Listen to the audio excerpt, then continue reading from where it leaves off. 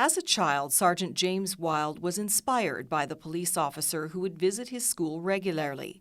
Decades later, Sergeant Wilde now supervises school resource officers, or SROs, with the Saskatoon Police Service. It's an area that the public may not know much about. The unit is an extension of patrol, but instead of working in a city division, the SRO's day is spent in many of the 18 schools or 86 elementary schools in Saskatoon. It's not just that they're patrol officers, but they're also there to bring a presence to the schools to develop relationships with children, basically.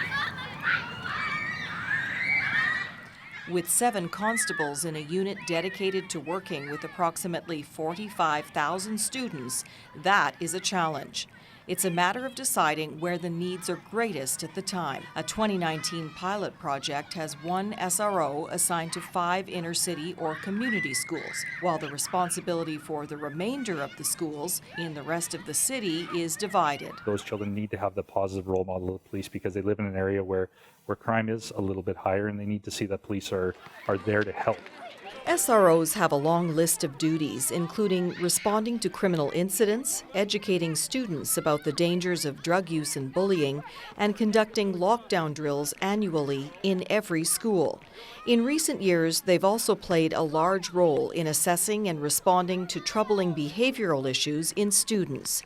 The Violent Threat Risk Assessment, or VTRA, is a multi-agency response to prevent violent acts. If it works just once, it's worth stopping that school shooting. If it works 100 times, we may not know that it's worked 100 times.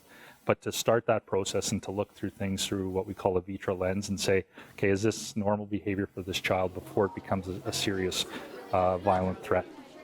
In the school resource unit, Sergeant Wilde has a first-hand look at the role officers play in Saskatoon schools, and he hopes to raise awareness about the value of their work and the impact it can have on public safety.